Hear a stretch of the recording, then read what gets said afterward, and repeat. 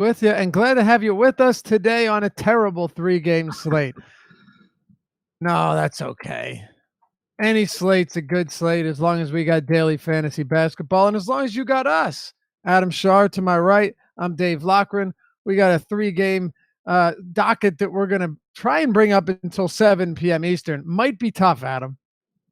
Yeah, not sure that we can find enough to talk about on this slate, but we'll try. Yeah, knowing us, we will be running late. But like running out of time. But we'll get it done. Is there anything just out of the gate with only 3 games here? Is there anything out of the gate that you think is kind of just a disclaimer, like must know before we start this? Like anything that you're absolutely doing? I'm kind of leading you to a certain spot. Go ahead.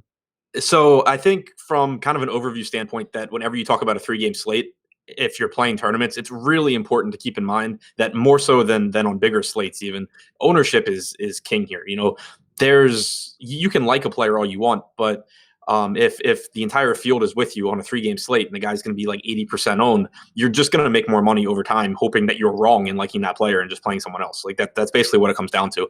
So it's hard to do. But I think that if you are going to play slates like this, you have to go into it prepared to, basically take stands and be wrong. But it's just knowing that it's more profitable for you over time. And that concept will lead into, I think, what you were trying to get to with Kawhi Leonard and DeMar DeRozan. No, I actually we will get there, but I'm leading to. Are you saying take a stand and not play Harden? No, not at all. I was leading towards we get so many questions about. I'm sure you've noticed, but Harden seems like he's been on almost every short slate that we've had over the past month, right? And you get a lot of, well, this could be Harden's bad game. This could be Harden's bad game. I just wanted to know, he is expensive. DraftKings, he isn't actually. He's ridiculously underpriced. FanDuel, 13K is a little bit different.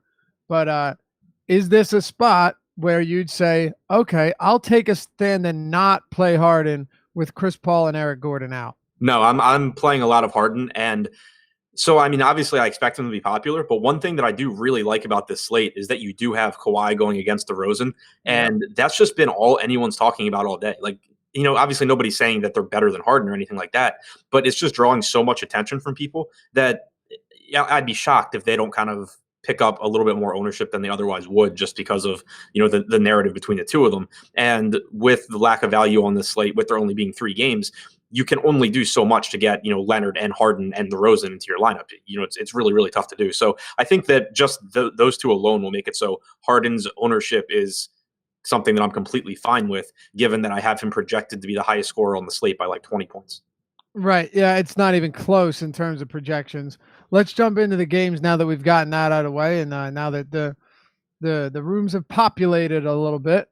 Toronto, San Antonio. This one's in San Antonio. And as you alluded to, Adam, this will be DeMar DeRozan's first game against his former team. This will be Kawhi Leonard's first game against his former team. Now, Kawhi Leonard will be the one traveling back to San Antonio. What type of welcome do you think he receives here? Oh, he's getting booed like 100%. Yeah, I think so too. There was some really interesting stuff though with Pop. Pop gave an interview about a month ago or so, and usually he's really tight-lipped about everything, and kind of had a few choice words where he was definitely he was definitely contained, right?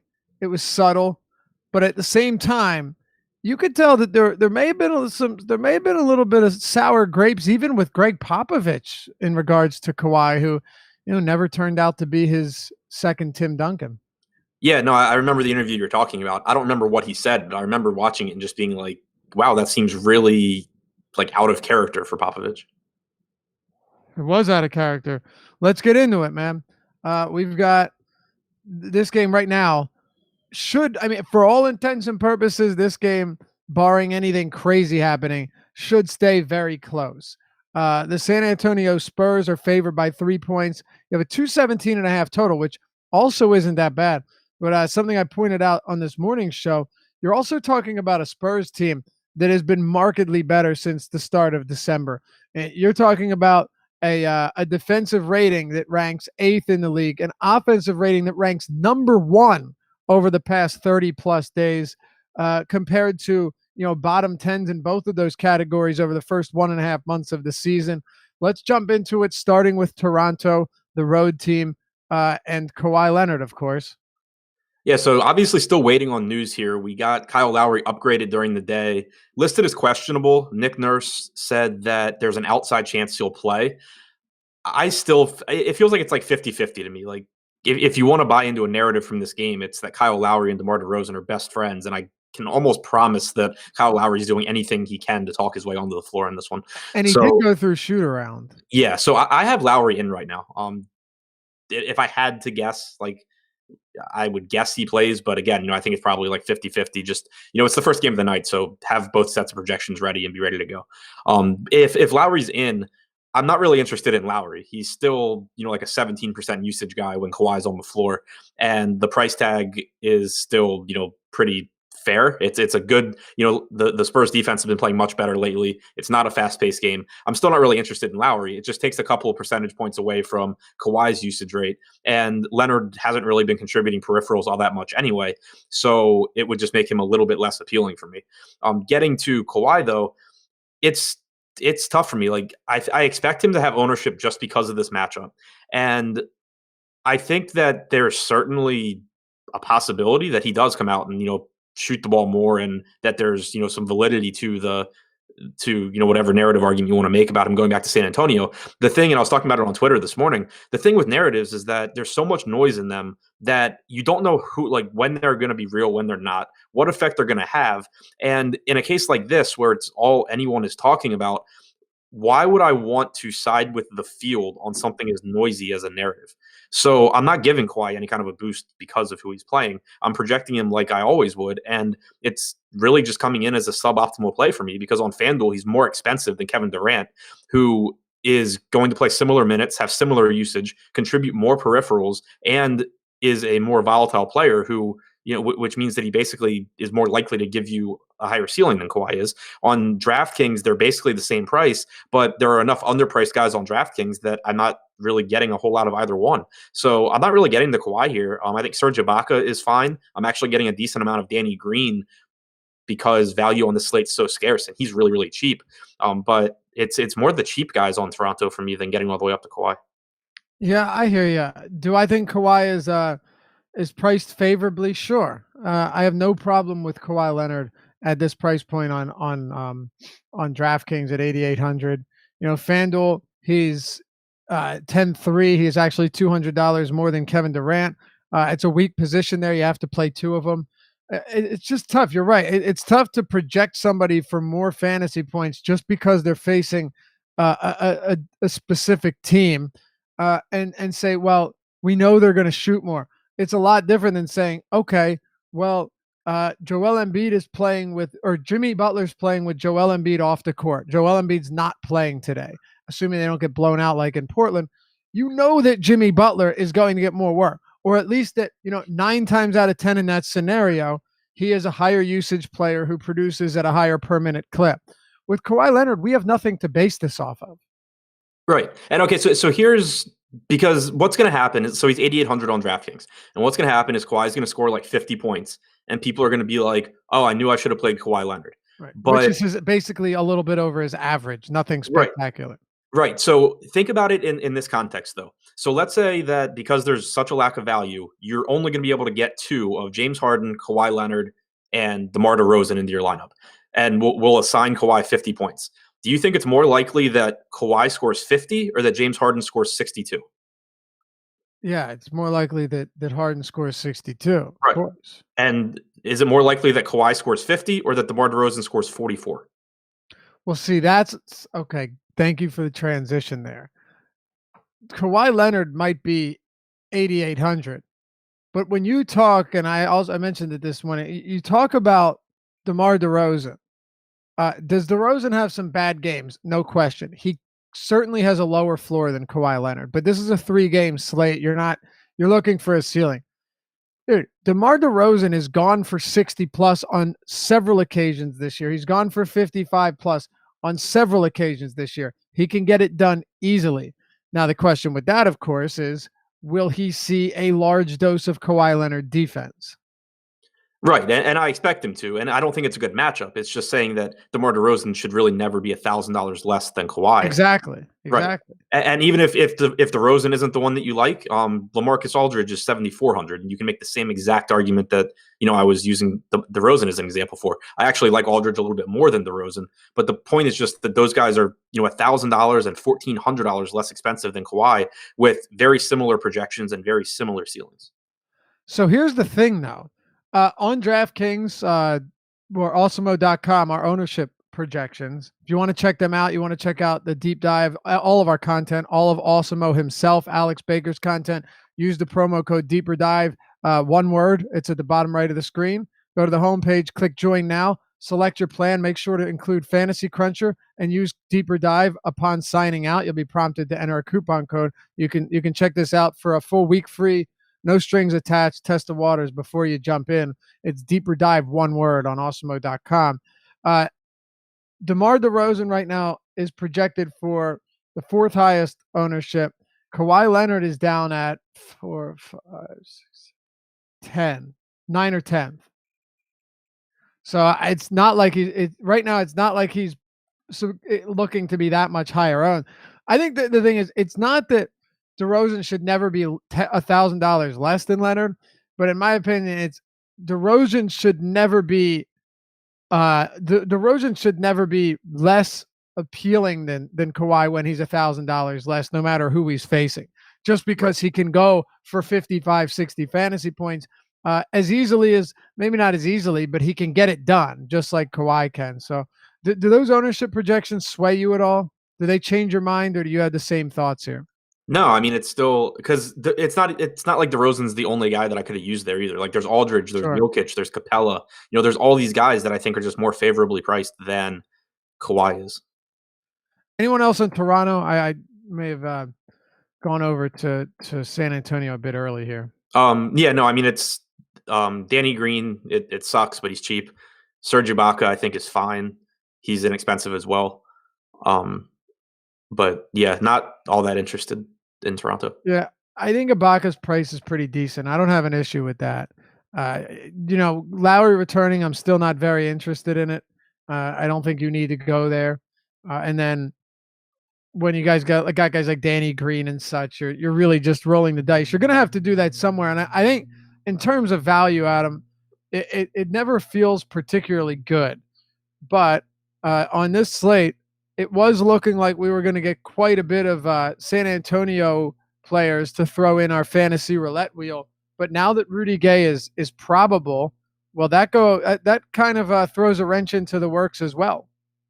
Yeah, exactly. Basically, so it's actually, I guess, kind of an interesting way to think about the slate. But if you were single entering, not a single entry tournament, but if you're just like taking a shot at the slam on FanDuel or something like that.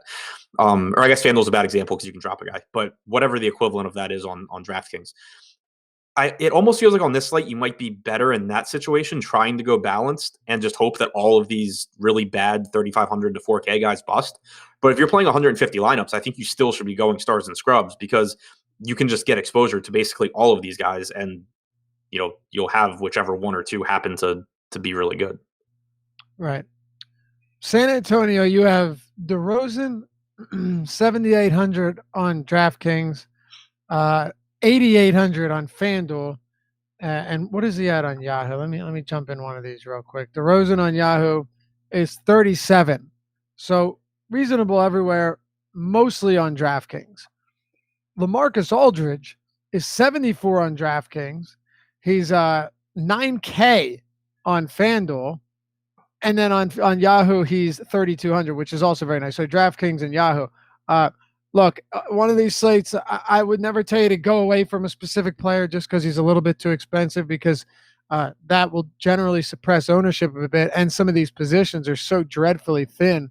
But Aldridge at 7,400 here, Adam. He's looked better lately. His usage rate's above 30% over his last 5 games.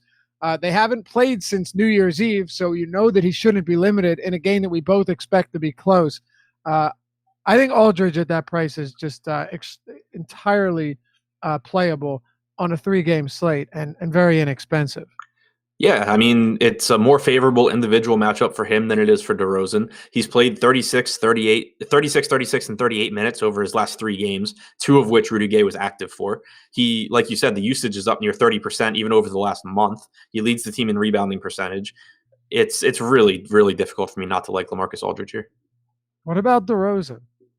I like DeRozan too. I like Aldridge a little bit more than DeRozan. I'll have a lot of both though. I ran a DraftKings crunch right before the show. Haven't done my FanDuel one yet, but in the DraftKings one, I think I had DeRozan or Aldridge as my second or third highest owned player, and DeRozan at like 4 or 5. Okay, and where do you have Kawhi? Because Did I get any Kawhi? Better question. Right. Well, that's what I'm saying. Going back to the start of the show, where you thought I was leading you is where we're going right now. Just essentially, when you say you got to take a stand somewhere, you were referring to Kawhi Leonard. Correct. And I'm looking. I didn't actually mean a 0% stand, but he's actually in 0 of the lineups that I crunched before the show. Out of $150? Out of 225. And to be clear, I'm not saying I will have 0 Kawhi. Like, these are not my final lineups, but I'm saying that that's where I'm at on Kawhi. Like, I crunched my lineups. I got like 87% Aldridge. I got 40% DeRozan, and I didn't get a single Kawhi lineup. So that should help you see how I'm valuing Kawhi on DraftKings. So you love him. Yeah, he will be in every lineup. I'm just lying to everyone. I'm waiting for someone to ask, wait, which contest allows you to play 225 lineups? Yeah. So Aldridge, we're on the same page here. And then with DeRozan, on one of these 3 gamers, you just got to say, okay, 7,800, I'll have some, right? Because you know that if this game stays competitive, he's playing 38 minutes. Right. And 38 minutes of DeRozan is better than, most, especially at that salary. The rest of this team, though, we've got Rudy Gay back. So, again, spinning the fantasy roulette wheel of Jakob Poeltl and Davis Bertans and Marco Bellinelli, who probably is still going to play around 20 minutes and isn't entirely out of play for me just because I'm going to need somebody. It becomes a whole lot thinner, though, now that Rudy Gay is expected to be active. Yeah, it's thinner, but I'm still getting there because there's not really good value in that $4,000 to $5,000 range. So I'd rather just take the bad value at 34, 3,500 than bad value at 4,600. Like Austin Rivers is 4,600 and Marco Bellinelli's 34. Yeah, Rivers is going to play twice as many minutes, but they're probably going to score about the same number of points. So for the same thing this morning, Austin Rivers at 4,600. You're hoping, and I know Eric Gordon's out, but still, you're hoping the guy gets you to 20. But at 38, by the way, on FanDuel, I think that's perfectly reasonable.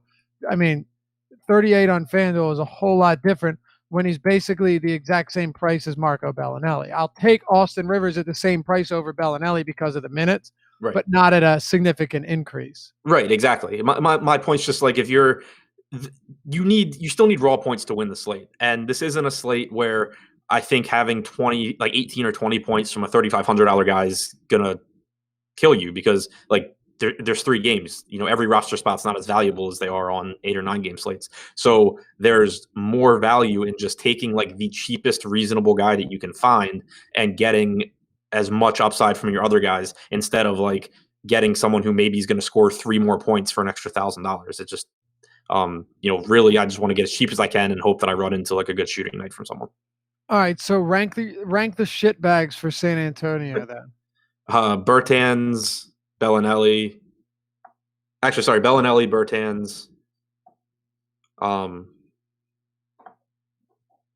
Poeltl. White. Forbes. Yeah. Bellinelli. So I have Bellinelli, Bertans, Forbes, White in that order right now. But basically all the same. Right. Yeah. For me, Bellinelli, I have above all of them just because I think he's the most likely to fall into a 25, 28 fantasy point game. And then the rest of them, you're just throwing darts. And I'd say whoever fits best, whatever position is weakest, whoever's cheapest, and then keep it there. All right, let's go on to Sacramento and Denver. We've got the Sacramento Kings, 3.5-point dogs at home, 227 total here. Big pace-up spot for Denver, though, Adam. Yeah, as far as matchups go, this is the really like the only good spot on the slate. In terms Yeah, of pretty much. pace and lack of defense. And So even with that said, Denver's still a hard team as a collective to fall in love with here, at least right, for yeah. So the issue there is Denver's a mess with Millsap back, with Mhm. Gary Harris back. You have basically a revolving door between Malik Beasley, Monte Morris. Hernan Gomez's minutes are all over the place. Torrey Craig's are the same. So you're taking on risk and rostering these guys, but the matchup is really appealing. I think Jamal Murray is a really good play, especially on FanDuel, where the point guard position is just really, really tough to fall in love with anyone. I expect 32 to 34 minutes from Murray. Probably not, not really likely to play 38 like he was before Harris came back, but he's still not shy about shooting the ball. It is still, an up-tempo game, so I like him, especially on FanDuel. Paul Millsap on DraftKings is really interesting to me. He played 14 minutes in his first game back. He played 22 minutes last game, including closing the game. I wouldn't be surprised if he gets back into the starting lineup tonight, but even if he doesn't, I think you could see like 24 to 26 minutes from Millsap. At 5,200, I think that's pretty appealing in the spot against Sacramento. He's actually one of my highest owned guys right now. And then, Jokic, obviously, it's an absolutely phenomenal spot for him. By the way, okay, let me go back. By shit bags, I'm not attacking these players. Okay, this is not to be taken seriously. Okay. Are you getting shit in chat right now? Yeah. I want. How is White a shitbag? He's on fire lately. LOL, Laffy, savagery, shitbag, Spurs. That's Rimpack. I know he's joking around, and I'm joking around too. Okay, not attacking their personal character, nor am I saying they're terrible, but for fantasy purposes, yeah. And by the way, I will respond to the Derek White comment quickly. Yep. Derek White. Okay, you look at his numbers and then look at how he's producing them. Dude's averaging 5 potential assists per game over his last 3 games. He's shot 12 of 15 over his last 2 games. Like he's hitting all of his 7-8 shots and he's falling into a few peripherals. He had 6 steals one game. Like if you expect that to continue throughout the month, it won't. Yeah, White's rates really have not changed. No. I mean, what's his usage at? Like 14% or something? Yeah, I mean, he's at like 16.8 over the last month. And then if you look game by game, it's 18.4, 10.5, 17.3, 13.9, 15.1. Yeah, White, like if there were better value on this slate, I would probably have like no Derek White at 4,700. Still won't have any Derek White, I wouldn't think, at 6,200 on FanDuel. No, of course not. And at 4,700, you're on DraftKings, if you're playing multiple lineups, you're going to be forced into playing some Derek White. Like you don't really have much of a choice. Right. But it's not sustainable. Like let me put it, with his current rates, there's no way it's sustainable. That's right, exactly. He still projects for like 21.5 or 22 points. Right. Shitbag territory. I'm kidding. I'm sure he's a great guy. I'm sitting here at home talking about him, who is an NBA player. So let's not get ahead of ourselves. Everything's going to be okay. Sacramento, Denver, back to this one. You broke it down nicely. Jokic is by far my favorite play here, Adam. And actually, among the high-priced guys, he's my second favorite option behind James Harden. Yeah, mine too. It's going, as far as exposure goes, I think it'll end up depending on what site you're on, because on FanDuel, centers are a little bit more expensive, and so it makes Jokic a little bit more appealing, like relative to the field. On DraftKings, where Clint Capella is 6,900, I can love Jokic all I want, but I don't know how I'm getting him over Capella at that price. That's an absurd price on Capella. Yeah, just absurd. It's really the first thing that jumps off the page at you, but we'll get to that one.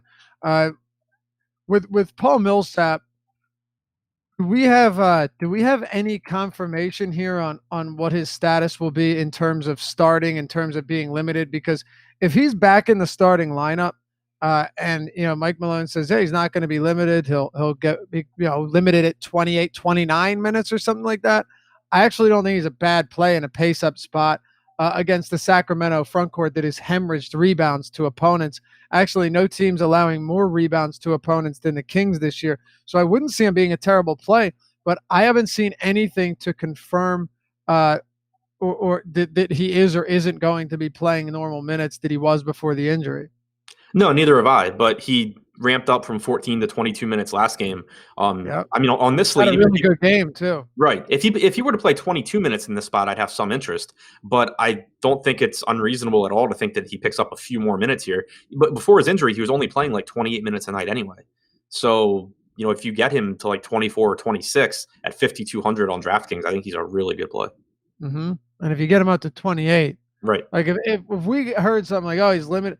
Actually, you know what? It's probably better we don't hear anything. Yeah, so I'm hoping we do not get any Millsap news because I'm cool with playing him off the bench, but obviously I would love if he's starting. I'm going to have a lot of him regardless, and I would just rather other people not. Yeah, exactly. Yeah, I'm on board with that. He's just too as legalized. Take your bong rip. Too cheap. Sacramento on the other side here, unless there's anybody else you wanted to talk about with Denver. I mean, so just because value's so bad on the slate, if you're playing a lot of lineups, you're going to end up with some Plumlee, some Beasley, some Morris. It's all fine. They're not guys, though, that you should be like playing in cash games or anything. What about Gary Harris at 4,800?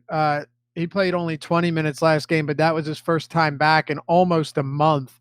Do you expect him to ramp it up here? I gave him 24 minutes. I still didn't really get much. Yeah, that would put him around 18 or 19 fantasy points or something like that. Yeah.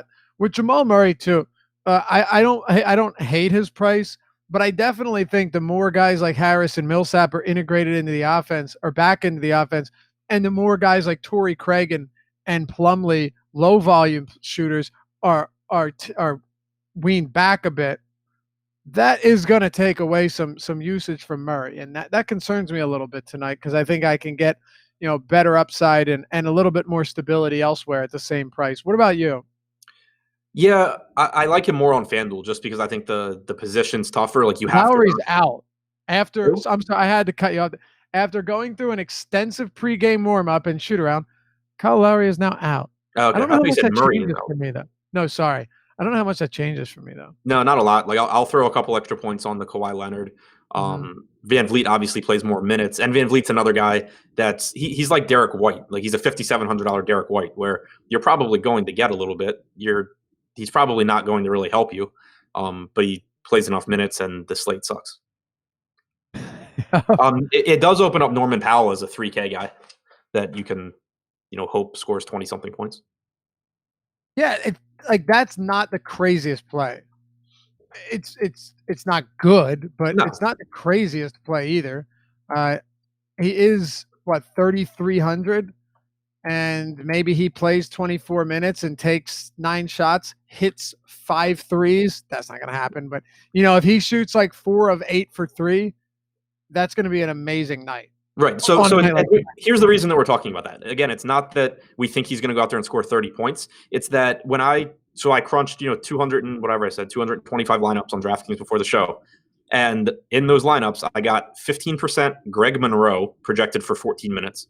I got 17% Harry Giles projected for 14 minutes. Like it's basically just that getting a $3,100 or $3,200 guy just opens the door for all the other players that you need on the slate. Do you have anyone at the bare minimum? If there's anyone at the bare minimum that's actually playing minutes, then I probably do, but I don't think there is. I don't see it either. Yeah, but Frank Giles is 31. Right, so he's right there. Monroe's 34. Yeah, Jacob Evans might play a minute or two. If only Theo Pinson was on the slate. Damn Nets. All right, let's talk about Sacramento here. Jump right into it, Adam. This is again 3.5 point spread. They're 3-point home dogs, but a nice 227 total. Yeah, De'Aaron Fox's price tag on DraftKings is appealing, but I'm still not really getting him because so many other people have appealing price tags. It's just not a great matchup against Denver in terms of pace or them as a defensive team. Willie Cauley-Stein I think is okay, but it's more as a tournament pivot from Capella, which again, it's one of those where he's not as good a play as Capella. It's not particularly close, but I don't think that's a secret either. So you should get a nice ownership gap. Buddy Hield's fine. Like these are guys that are kind of just like filler for me, with the exception of Bielitsa's getting into a lot of my lineups. I have him projected for 28 minutes. You still have Marvin Bagley out. And and Bielitsa is, productive enough when he plays, and he's still cheap enough that he has some upside, and it's just kind of tough for him to let you down as long as he doesn't get in foul trouble or anything like that. Yeah, I'm with you. De'Aaron Fox, it is a good price point on DraftKings where he's at. Was he at 7,500? Yeah, he's a Yeah, 75. it's really not bad. Oh, you know what? Who just mentioned this? Because I'm glad he did. CMill 007 said James Ennis is minimum salary. He is. He's been out for over 3 weeks though, so I don't know what it's going to look like. I don't know if Daniel House is going to eat heavily into those minutes, Adam. Yeah. But there you have James Ennis is minimum salary. Yeah, I'm projected for 18 minutes. I think that was not quite enough to get him into any lineups. I hope. Really hope. That would have him around like a 10 or 11 fantasy points. Yeah, I have an 11 fantasy points. Okay, yeah. I'm just going per minute in my head and not particularly great. Yeah. Drum says, do you have any interest? Sorry, I'm jumping around here, but we got time. Do you have any interest in Patty Mills? I would just rather go Bellinelli at $100 more. Right. I think Bellinelli plays a couple more minutes. I think he's more productive. That's not to say if I got Mills in some lineups, I wouldn't be fine with it. The thing with Mills is that he hasn't been getting run alongside White. Like White's been playing 28 minutes and then you're 28 or 29 and then Mills gets the rest. Earlier this year when we were seeing those good games from Mills, he was playing some minutes. He was playing more minutes. Not just the point guard. Yeah, not a ton. He's been extremely quiet this year. Even with Dejounte Murray out, even with Tony Parker gone, Patty Mills has not been an influencer at all. He's not made any real impact from a fantasy standpoint. He's not a bad guy to have on your team, but you know what? We don't really care about that. And also, Derek White was out for the first 3 weeks of the season too, so there's that. But with Sacramento getting back here, what are your thoughts, though, to dive a little bit deeper into it on De'Aaron Fox, who's been very good, 75 DraftKings, 87 on FanDuel, and then on Yahoo, he's 35.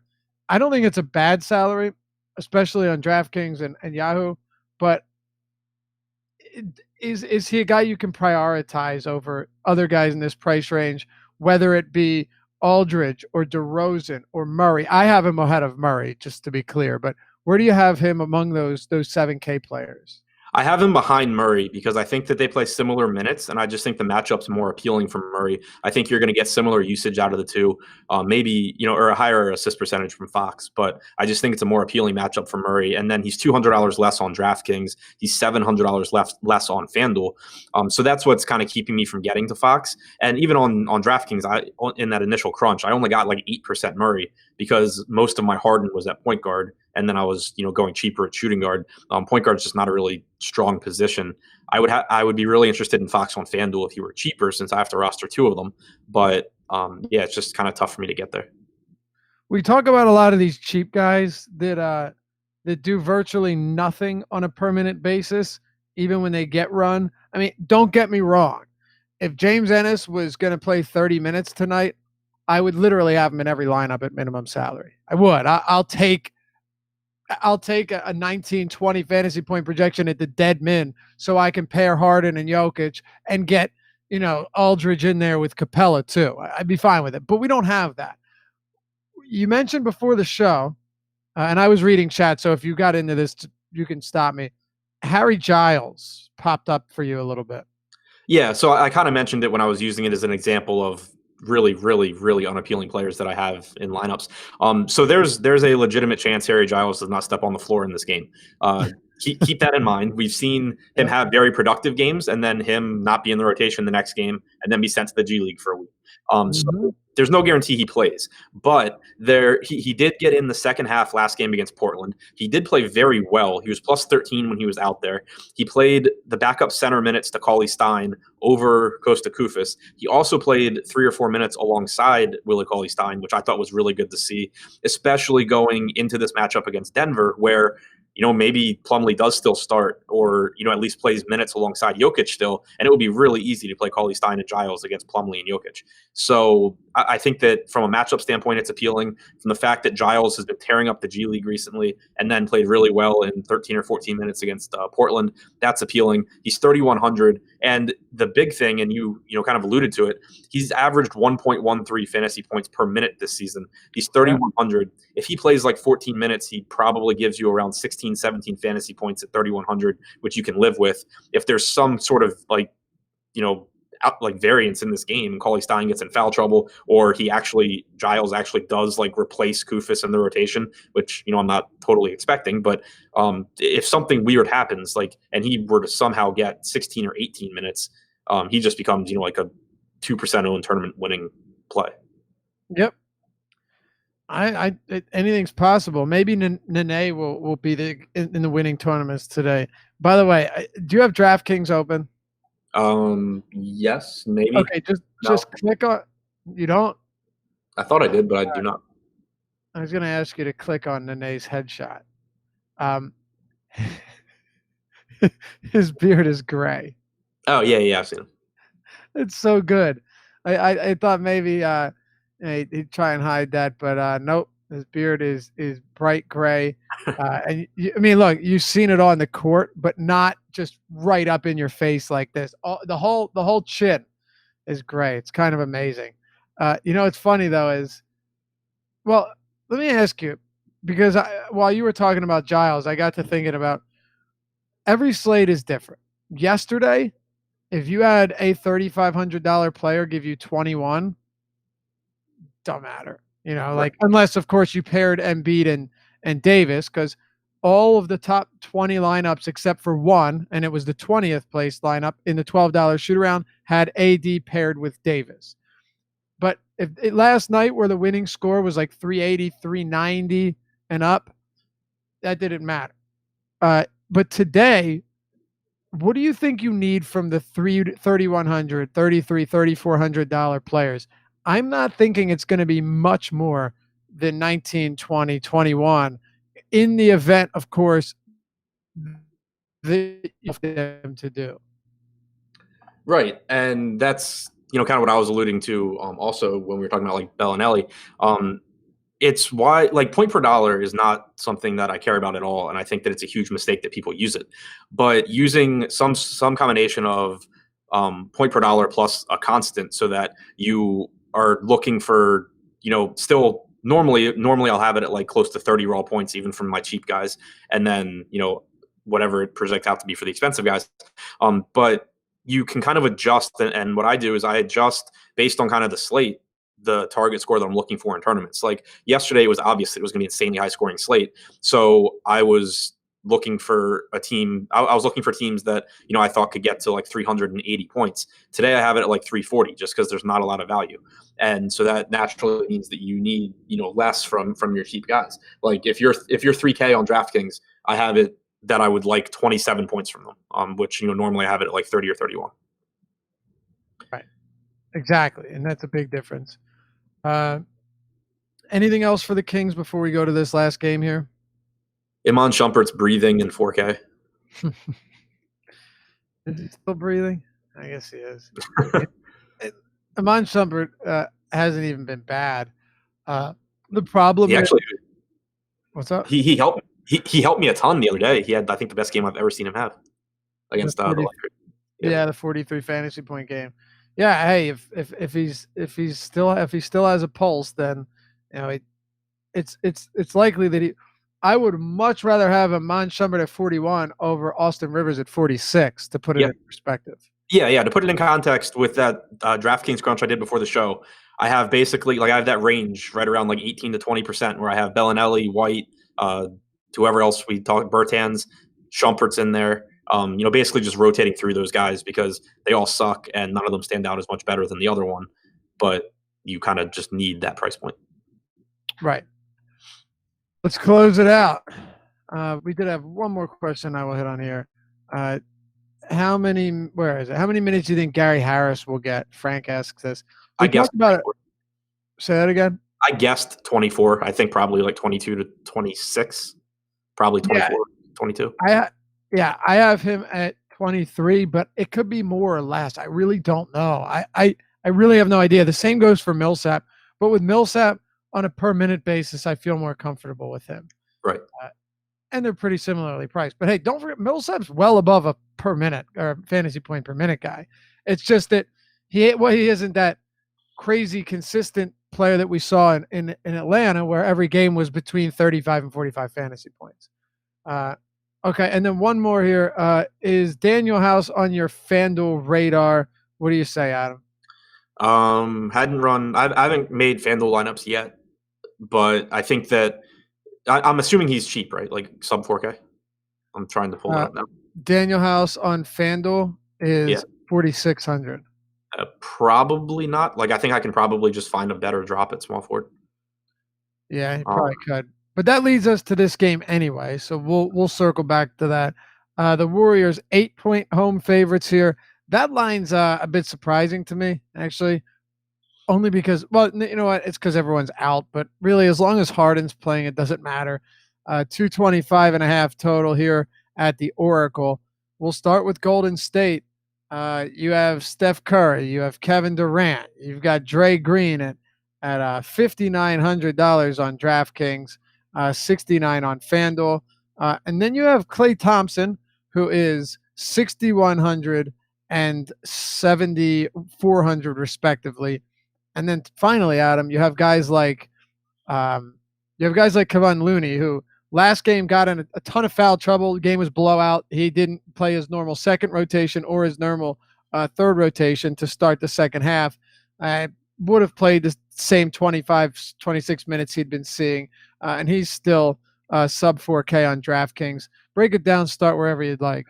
I'll start in the front court, which, obviously is kind of weird when you're talking about Golden State, but Kevon Looney, again, value on this slate sucks, and you nailed it with talking about his foul trouble last game. I'm sure people have a tendency to kind of just look at the center rotation for Golden State and like confirmation bias, say, it's still completely unpredictable. Jordan Bell's back, whatever. And it really is. Right. Looney was in foul trouble. Jordan Bell subbed in because Looney couldn't stop fouling. Jordan Bell has really just not been in the rotation. And I don't see any reason to think that, barring fouls, Looney doesn't play, around 26 minutes again here. He's sub 4K. He's not a super productive player, but he's sub 4K. And that's basically all that you need on this slate. So I think he's appealing. Draymond Green's price tag on DraftKings at 5,900. I really don't know how to get away from that. I know he's not playing well. He's shooting really, really bad.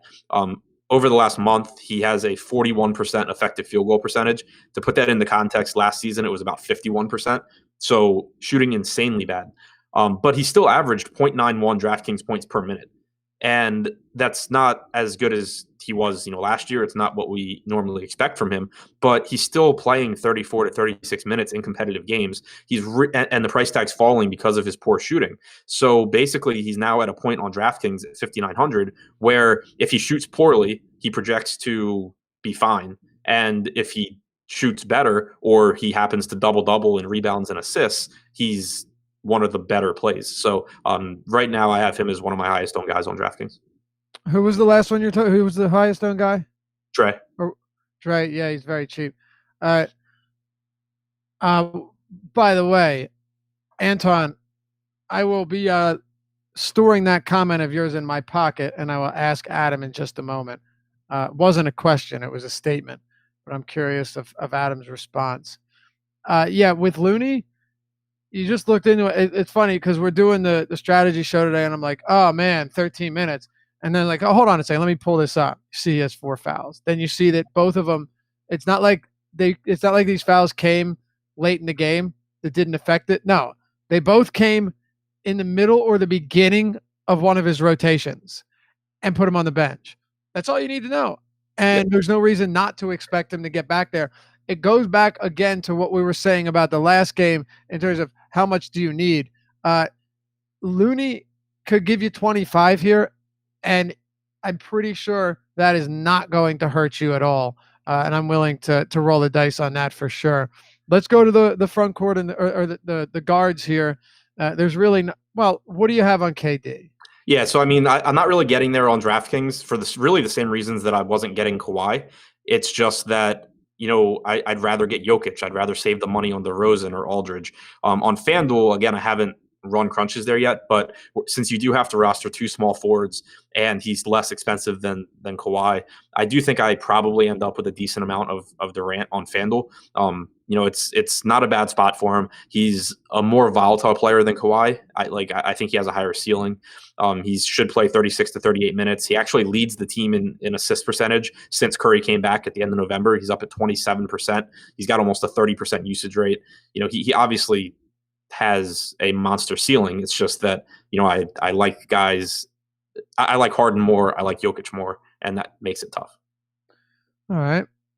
It does make it tough, and that's why I don't have a ton of him. And I'm not going to have a lot of Curry, but I actually prefer Curry over Durant if I'm going with one of these guys. Which one would you prefer on DraftKings if you're going with one of them? On DraftKings, Durant. Actually, on FanDuel, Durant too. I was going to say point guard's really tough on FanDuel, but with Van Vliet at 5,700 in play now, I think that it got a little bit easier. And small forward's even worse. Right, like small forward, you basically are just like punting a guy or playing like Bielitsa Gay or something. Mm-hmm. Pretty much. Klay Thompson? My least favorite guy out of that entire group. All right, that's easy enough. So chat's going on here. A lot of interesting, riveting conversation happening in the YouTube chat. I came across an interesting one. Antoine Murphy says, Harden is far from efficient and now no help. This can't end good. Warriors not going to allow a guy who shoots step-back threes all the time to go off. Floor is yours. Yeah, he's not efficient. You don't need him to be efficient. He shoots the ball so much, and he picks up assists. He rebounds. He plays, close to 40 minutes. If he were efficient, he would score 120 fantasy points. That's a good point. You don't need him to be efficient. He's played 168 minutes this year without Paul or Anthony or Gordon on the floor. He's got a 49% usage rate and a 62% assist percentage. He's averaged 1.89 DraftKings points per minute. That obviously is not, you wouldn't expect that to be sustainable. But even if you go back to last season without Gordon or Anthony or Paul on the floor, you get a 44% usage rate. If you also take Trevor Ariza off the floor, you get it up to 46.5. He's the entire offense. And yes, that does lead to inefficiency, but the ball is still going to be in his hands. He's still going to contribute peripherals. He's still going to play huge minutes as long as this game stays close. I'm not interested in finding reasons not to play James Harden when he's the entire offense. And there's always a possibility Harden could only go for 50 and you get a terrible game. And because a terrible game for Harden would be 50, 55. That's not going to get it done. Well, actually, it's not going to get it done if KD or Curry or one of these other guys has a much bigger game, or collectively the balanced lineups do better. Right. But, find somebody that can, as frequently as Harden, give you 80+ fantasy point upside. You won't. Right. Raw points matter. And, especially on a slate like this, who on this slate is even close to Harden in terms of what they can conceivably, like, if Harden just scores like 65, which would be a pretty unappealing game from him, who on this slate has even a chance of getting there with any sort of regularity? Like, it's Jokic and Durant, maybe. Right. It's funny you say that because Jokic is actually the first guy that comes to mind whenever I think, who's the other guy that could do this? Because, a 30-point, 15 rebound, 13 assist game from Jokic is always in the cards. But the probability, this is where our boy Josh would come in handy. Josh, you there? I guess not. Because Josh, what up? There he is. Do you have your thing pulled up where you could see like what's the probability that this guy hits this many fantasy points? I do indeed. So like, what's the probability that Harden and Durant get to 70? Let's take a look. While you pull that up, I could have done this too, Lofty, but I understand. I prefer Josh's way better. I don't. I didn't know. I didn't know you could. Actually, I should have known that. Yeah. Maybe I don't know. All right. Well, I guess we can't find it then. All right. Moving on. He has. I know, Adam. What happened? I didn't want your computer to crash. All right. You said Harden and Durant? Yeah, separate numbers here. Yeah. So I'll put 70. 80 is just kind of ridiculous. So 70. Harden 40. That's ridiculous. Durant, I don't know, 1. Right. 40% chance in this spot. Yeah. I mean, I have him projected for 67.6, so like he's basically there. I have. Are you shitting me? I have Harden with a 60% chance of getting to 70. That's just crazy. I have him projected for 72. Yeah. I know. That's crazy. I do want to differentiate. Dante made a comment, so I think it's a reasonable statement. He said, I understand everything you guys are saying about Harden, but at least with the other stars, I can fit another one in with a decent lineup. I think I understand what he said. 13K on FanDuel is a lot on a short slate. It is important. 13K, like on FanDuel, Josh, I mentioned this to you today too. Having a guy on FanDuel that takes up 22% of your total cap space is pretty crazy, right? Given that there's an additional roster spot, it's definitely expensive. Do you see at least some merit to going in a different direction on FanDuel opposed to DraftKings, where at 11K, that's just way too inexpensive, way too favorable for Harden, given his upside and his odds of, as Josh pointed out, getting to 70. Right. So I think that what he's saying makes a lot of sense, and it's something that you obviously need to be looking at. Where the reason that I still think he's a really good FanDuel play is the pricing on everyone else on the site. We've talked about all these guys that are underpriced on DraftKings, but Jokic is up at 10-3 on FanDuel. He's my second guy there as well. But then you have DeRozan is 8,800 instead of 78. Aldridge is 9K. Capella's 8,600. Like the pricing on FanDuel is just much tighter. So it's not like you can get off of Harden at 13K and get a bunch of underpriced guys like you could on DraftKings. You're going to end up just paying a premium for guys that aren't James Harden. I will say though, there is some flexibility at shooting guard on FanDuel, where you at least have like DeRozan. I'm not huge on Buddy Hield, but he's at least a decent player. We know who he is. Bogdanovich and down there with like Austin Rivers at value, a few value guys, Bellinelli. Small forward does not have a lot. But again, just the odds, the probability that Durant has even really close to as good a game as Harden. Can it happen? Yeah, it's anything, right? Like, of course, you'll get a comment like, oh, I told you Harden was going to blow it and Durant was the play. Sure, run this scenario back however many times, though, and 9 times out of 10, Harden is going to be the better fantasy producer, and by a pretty wide margin. So one game is what it is, but you have to go with what we know. But Dante, I get what you're saying. It's just still tough to not have him in lineups. Anyway, Adam, the rest of your Houston team, or this Houston team, go ahead. We'll finish it out and turn it over to the Live Before Lock crew. Yeah, so I mean, Austin Rivers, we talked about on FanDuel. It's obviously really appealing. He's 3,800. He can be dropped, which is really likely. Clint Capella, 6,900 on DraftKings, is behind Harden right now, my second highest owned player over there. It's just, I mean, he's a 1.2 fantasy point per minute guy without Harden on the floor, without Paul or Anthony on the floor alongside Harden. The pick and roll game is just so efficient between them, and Capella's just been a much better player this year than at any point in his career. Beyond that, you get, Gerald Green's a perfectly good drop candidate on FanDuel. I don't think I have him at 24 minutes. James Ennis being back certainly doesn't do him any favors. I'm assuming that Gary Clark leaves the rotation, and that still leaves some minutes for Green as long as Ennis is limited. But still, more of a FanDuel play where you can just drop him if he doesn't do anything. Harden and Capella, though, really the priorities. Capella on DraftKings, Harden probably everywhere. I do agree with your point on the small forwards, though. I think the most compelling argument to fading Harden would be on FanDuel if you can get the raw points from Leonard plus Durant. Exactly. And it's not, you don't feel great about it, but is that combo better that you get at shooting guard without Harden if you're playing someone else at small forward and paying up, than if you're playing Harden at shooting guard? Well, that's yet to be seen, but there's at least an argument to be made for it at that price. Anyway, I think that'll do it for us, huh? Yeah.